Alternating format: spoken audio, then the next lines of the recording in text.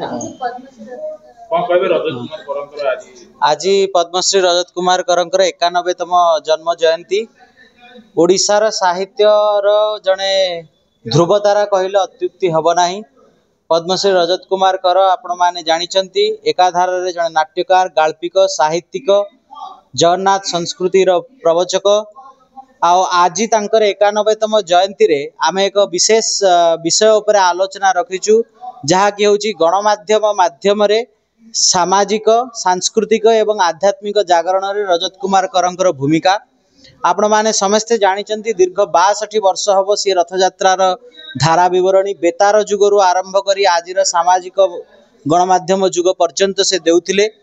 ता सहित से विभिन्न समय रे सांस्कृतिक एवं आध्यात्मिक आलोचना खबर कागज मानकर पृष्ठा सब लिखुथिले।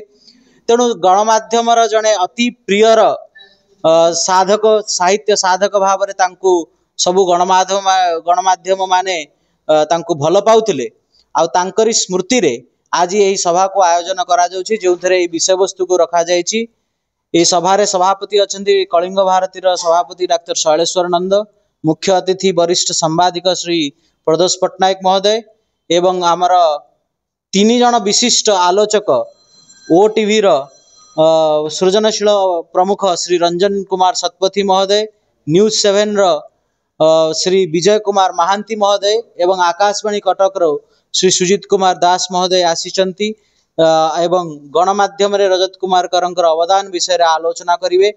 तेणु ए सभा रे भुवनेश्वर रु एवं कटक रु एवं ओडिशा रा विभिन्न स्थान रु अनेक साहित्य प्रेमी, रजत प्रेमी माने उपस्थित अछंती।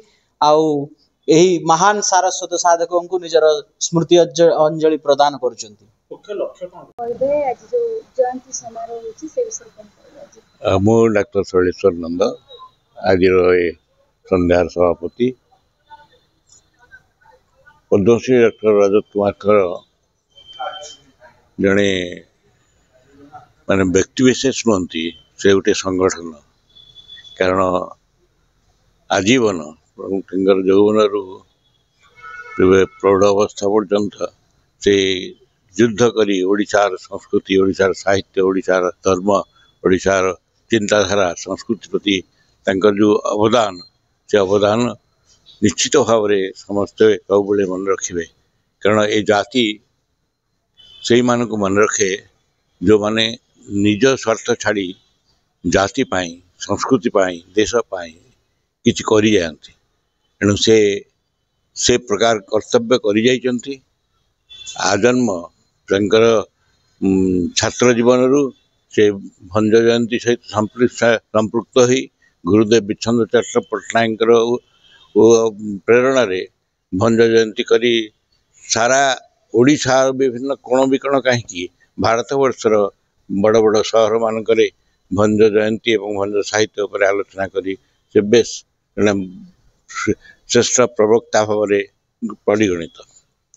परवर्ती समय से जगन्नाथ संस्कृति उपर गवेषणा एवं आलोचना करी आकाशवाणी, दूरदर्शन एवं अधुनातन विभिन्न टीवी चैनल मानक से तांकर अभिभाषण देइचंती एवं रथयात्रार धारा विवरणी प्रकाश करचंती। ओडिया जाति जदि काहाकु नै गर्व करे से होची जगन्नाथ। कारण जगन्नाथ होचन परिचिति एवं जगन्नाथ को नहीं ओडिया जाति निजर परिचय आंके।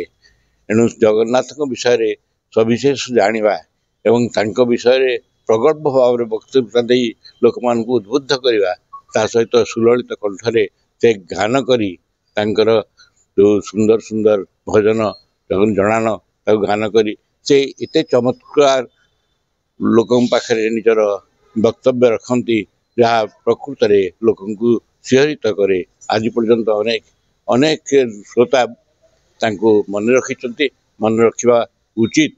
कहीं ना तांकर अवदान ए जाति प्रति, ए संस्कृति प्रति, ए भाषा प्रति, ए साहित्य प्रति यथेष्ट। तेणु केवल भंजन मंत्री भंज कवि सूर्य दीनकृष्ण अभिमन्यु गोपाल कृष्ण बहु पुरातन पारंपरिक कवि मानकर जयंती पालन रे से बहुबार ओडिशार विभिन्न स्थान भ्रमण करिसंती एवं विभिन्न स्थान रे शिल्पांचल ठारू उपांत अंचल पर्यंत बहु जगार भाषण मान देई लोक अभिभूत कर